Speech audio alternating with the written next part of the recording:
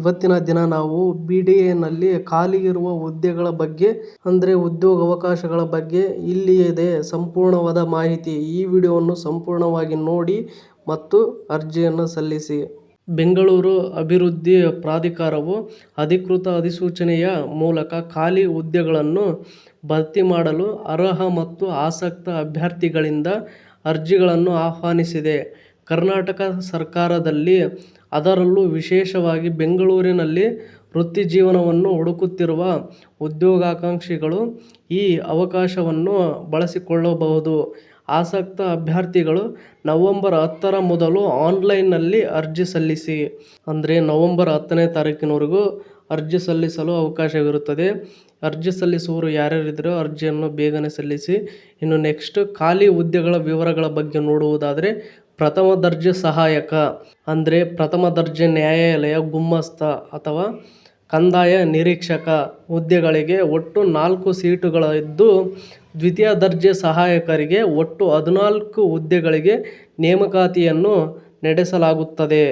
ಇನ್ನು ನೆಕ್ಸ್ಟ್ ನೋಡುವುದಾದರೆ ಅರ್ಹತಾ ವಿವರಗಳ ಬಗ್ಗೆ ನಾವು ನೋಡುವುದಾದರೆ ಶೈಕ್ಷಣಿಕ ಅರ್ಹತೆ BDA ಅಧಿಕೃತ ಅಧಿಸೂಚನೆಯ ಪ್ರಕಾರ ಅಭ್ಯರ್ಥಿಯು ಯಾವುದೇ ಮಾನ್ಯತೆ ಪಡೆದ ಮಂಡಳಿಗಳು ಅಥವಾ ವಿಶ್ವವಿದ್ಯಾಲಯಗಳಿಂದ 10ನೇ ತರಗತಿ ಅಥವಾ 12ನೇ ತರಗತಿ ಪದವಿ BCom BE ಅಥವಾ BTech ಅನ್ನು ಪೂರ್ಣಗೊಳಿಸಿರಬೇಕಾಗಿರುತ್ತದೆ.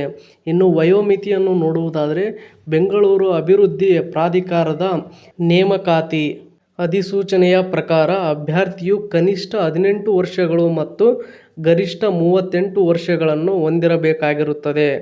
ಮತ್ತು 2A 2B 3A 3B ಅಭ್ಯರ್ಥಿಗಳಿಗೆ 3 ವರ್ಷ ಮತ್ತು SC/ST ಅಭ್ಯರ್ಥಿಗಳಿಗಾದರೆ 5 ವರ್ಷಗಳ ವಯೋಮಿತಿ ಸಡಿಲಿಕೆಯನ್ನು ಸಹ ನೀಡಲಾಗುತ್ತದೆ.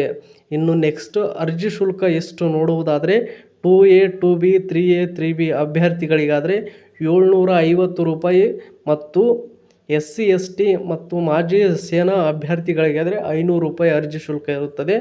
ಹಾಗೂ PWD ಅಭ್ಯರ್ಥಿಗಳಿಗೆ 250 ರೂಪಾಯಿ ಅರ್ಜಿ ಶುಲ್ಕವನ್ನು ನಿಗದಿಪಡಿಸಲಾಗುತ್ತದೆ.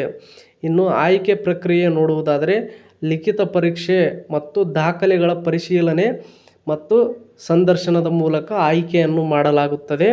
ಇನ್ನು ನೆಕ್ಸ್ಟ್ ಅರ್ಜಿ ಸಲ್ಲಿಸುವುದು ಹೇಗೆ, ಇದಕ್ಕೆ ನಾವು ಅರ್ಜಿಯನ್ನು ಸಲ್ಲಿಸುವುದು ನೋಡುವುದಾದರೆ ಮೊದಲನೆಯದಾಗಿ BDA ನೇಮಕಾತಿ ಅಧಿಸೂಚನೆಯನ್ನು ಸಂಪೂರ್ಣವಾಗಿ ಓದಿ ನಂತರ BDA ಖಾಲಿ ಹುದ್ದೆಗಳಿಗೆ ಆನ್ಲೈನ್ನಲ್ಲಿ ಅರ್ಜಿ ಸಲ್ಲಿಸಲು ಲಿಂಕನ್ನು ನೀವು ಕ್ಲಿಕ್ ಮಾಡಬೇಕು ಮತ್ತು BDA ಆನ್ಲೈನ್ ಅರ್ಜಿ ನಮೂನೆಯಲ್ಲಿ ಅಗತ್ಯವಿರುವ ಎಲ್ಲ ವಿವರಗಳನ್ನು ನವೀಕರಿಸಿ ಮತ್ತು ಅಗತ್ಯ ಪ್ರಮಾಣಪತ್ರಗಳು ಹಾಗೂ ದಾಖಲೆಗಳ ಸ್ಕ್ಯಾನ್ ಮಾಡಿದ ಪ್ರತಿಗಳನ್ನು ನಿಮ್ಮ ಇತ್ತೀಚಿನ ಛಾಯಾಚಿತ್ರದೊಂದಿಗೆ ಅಪ್ಲೋಡ್ ಮಾಡಬೇಕಾಗಿರುತ್ತದೆ. ನಂತರ ನೀವು ನಿಮ್ಮ ವರ್ಗದ ಪ್ರಕಾರ ಅರ್ಜಿ ಶುಲ್ಕವನ್ನು ಪಾವತಿಸಬೇಕಾಗಿರುತ್ತದೆ.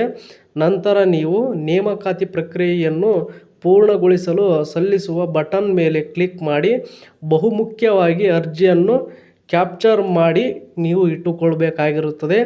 ನಂತರ ನೀವು ಇದೇ ತರಹದ ಮತ್ತಷ್ಟು ಉದ್ಯೋಗಕ್ಕೆ ಸಂಬಂಧಿಸಿದ ಸುದ್ದಿಗಳನ್ನು ಓದಲು ನಿಮ್ಮ ಜಾಬ್ಸ್ ಆ್ಯಂಡ್ ಎಜುಕೇಷನ್ ಅಪ್ಡೇಟ್ಸ್ ಚಾನಲ್ಗೆ ಸಬ್ಸ್ಕ್ರೈಬ್ ಆಗಿ. ಈ ವಿಡಿಯೋ ನೋಡುತ್ತಿರುವವರು ಇನ್ನೂ ಯಾರ್ಯಾರು ಸಬ್ಸ್ಕ್ರೈಬ್ ಆಗಿಲ್ವೋ ಪ್ಲೀಸ್ ಎಲ್ಲರೂ ಸಬ್ಸ್ಕ್ರೈಬ್ ಆಗಿ ನಿಮ್ಮ ಜಾಬ್ಸ್ ಆ್ಯಂಡ್ ಎಜುಕೇಷನ್ ಅಪ್ಡೇಟ್ ಚಾನಲ್ಗೆ ಸಪೋರ್ಟ್ ಮಾಡಿ. Thank you for watching friends ಎಲ್ರಿಗೂ.